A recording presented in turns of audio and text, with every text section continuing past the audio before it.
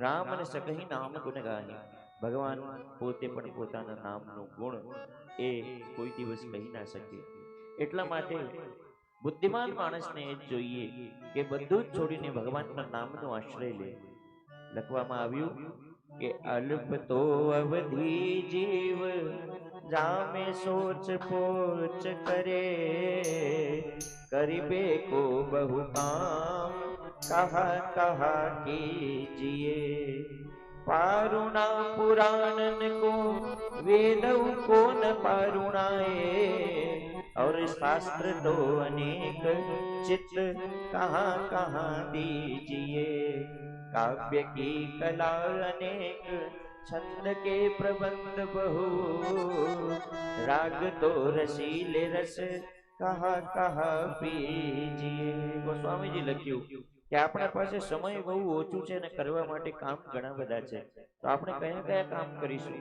કેટલા પણ કામ કરી લો, છેલ્લે કોઈક ને કોઈક કામ વચ્ચે રહી જવાનું છે.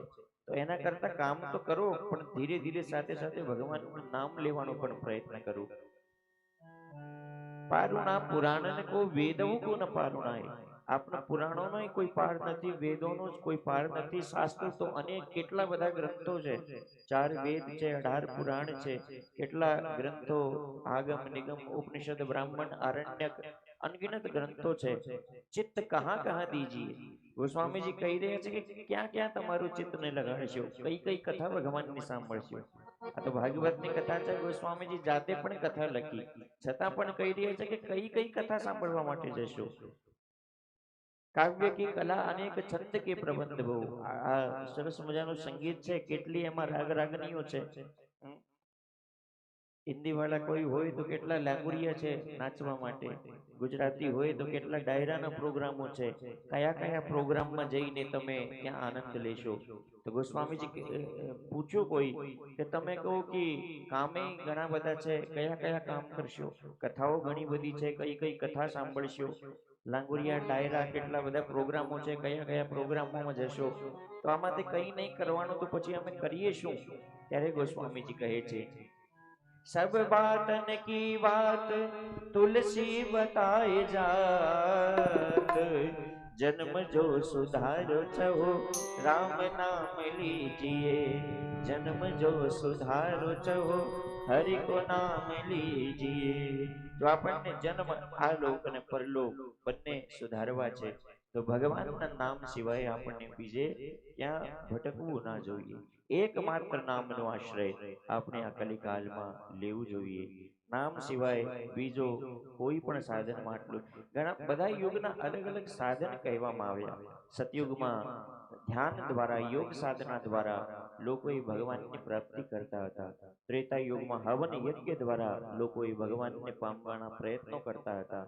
દ્વાપર યુગમાં, જે આપણે હજી હમણાં કરીએ છીએ કલિયુગમાં, લડ્ડુ ગોપાલની સેવા, ભગવાનની સેવા, આ દ્વાપર યુગનું સાધન કહેવામાં આવ્યું. કે દ્વાપર યુગમાં ભગવાનનું અર્ચન કરીને, ભગવાનની પૂજા કરીને ભગવાનને પામી શકાય. પણ કલિયુગમાં તો કેવલ નામનું જ એક આધાર કહેવામાં આવ્યું. નામ સિવાય બીજો કોઈ આધાર નહીં.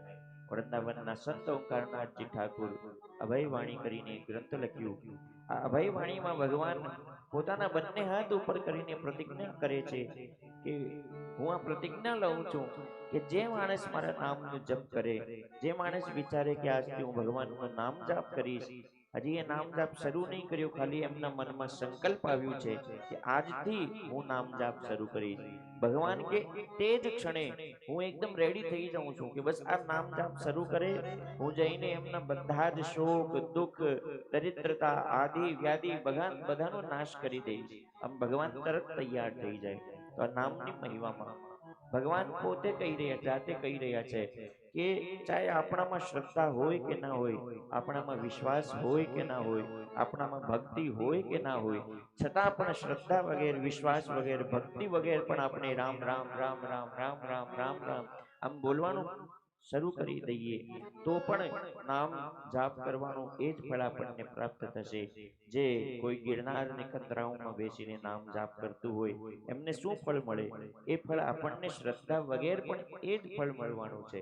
એટલે બુદ્ધિમાન માણસ, એક મહારાજ તો કહી રહ્યા હતા, સંત કહી રહ્યા હતા કે કોઈ માણસ હોય એમની સામે ભગવાન નું સાક્ષાત્કાર થઈ જાય, ભગવાન પ્રગટ થઈ જાય અને ભગવાન પૂછવા લાગે કે જો તમારા સામે બે ઓપ્શન છે, એક તો દરરોજ હું તમને આવીને દર્શન આપીશ, બીજો કે તું મારું નામનો જાપ કરી શકે છે. જો તું મારે દર્શન કરવા માંગે તો તું નામ જાપ ના કરી શકે, તું ખાલી મારે દર્શન કરી શકે છે. તો શું કરવું જોઈએ? તો એ સંત કહી રહ્યા હતા કે બુદ્ધિમાન માણસ એ જ છે જે ભગવાનને બંને હાથ જોડીને કહે કે ભગવાન તમારે બીજા ઘણા બધા કામ હશે, આટલું મોટું સંસાર છે, તો તમારે જ્યાં જવું હોય તમે જતા રહો, જ્યાં ફરવું હોય તમે ફરો, મારે તમારે દર્શન નહીં જોઈએ, મને તો તમારું નામ જોઈએ છે. બુદ્ધિ માણસ એ છે જે ભગવાન કરતા પણ એમના નામને વધારે સન્માન આપે, કારણ કે નામ હશે તો ભગવાન જાતે આવી જશે, પણ એ નામ હોવું જોઈએ. નામ કોઈ દિવસ છોડવું નહીં જોઈએ. વૃંદાવનમાં એક સંત થયા, એ ભગવાનના દર્શનથી બહુ દુખી હતા, કારણ કે એક વાર આમ બોલે રાધા એટલે તરત ભગવાન પ્રગટ થઈ જાય, સામે ભગવાન કૃષ્ણ પ્રગટ થઈ જાય. તો એ બહુ દુખી હતા. એક દિવસ બહુ રડી રહ્યા હતા. રાધા રાણી આવી એમને પૂછવા લાગી, તમે કેમ રડી રહ્યા છો? બોલે મારે બહુ મોટી સમસ્યા છે. શું સમસ્યા છે? બોલે હું એકવાર કનૈયાને યાદ કરું ને સામે આવીને ઊભો થઈ જાય, એ સામે આવીને ઊભો થઈ જાય તો હવે નામ લેવામાં એ રસ નથી મળતો મને, નહીં તો મને એમ લાગે કે મારો કનૈયો ક્યારે આવશે, તો હું એકદમ ખૂબ રડતો રડતો ભગવાનના નામનું સ્મરણ કરું. પણ એકવાર કૃષ્ણ બોલું ના સામે આવીને ઊભો થઈ જાય તો હવે નામ લેવામાં પણ મને બીક લાગવા લાગી, ડર લાગવા લાગ્યો કે હું એકવાર નામ બોલીશ આ સામે આવીને બેહી જશે. તો રાધાજી પૂછવા લાગ્યા તમને શું જોઈએ?